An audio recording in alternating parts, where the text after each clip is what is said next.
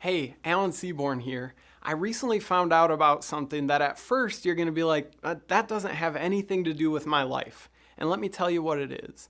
There was a globe of the earth that was made in the 1500s.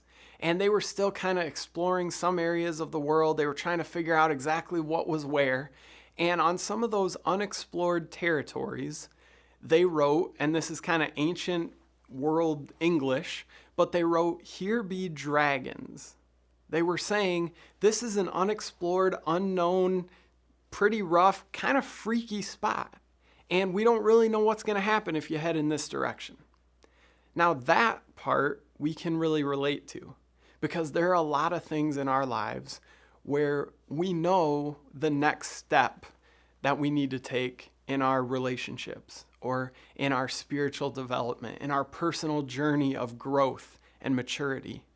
But we also know that if we take that next step, we don't really know what comes next. And we're kind of freaked out. We're like, well, there's kind of the unknown. And when I do this, I can't be sure of what's going to happen next.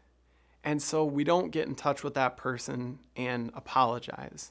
We don't forgive that thing that we've been holding on to. We don't surrender that thing to God because we don't know what's going to happen next. And I want to encourage you, if you've been living that way, if you know your next step, if you know what it's going to take for you to be a better spouse or a parent or a child or an employee or a neighbor or whatever it is, but you've been holding back because you're kind of freaked out about what might happen if you take that step, I want to encourage you to think back on the fact that almost everything in your life that you're doing right now was something that at one point you had to learn. It didn't come naturally to you. You had to figure out how to walk and how to talk and how to do all those really basic, normal things. But then the routines that we're doing all day, every day, all that stuff was new at one point and freaky. But we did it because we knew we wanted the benefit that came along with it. I want to encourage you.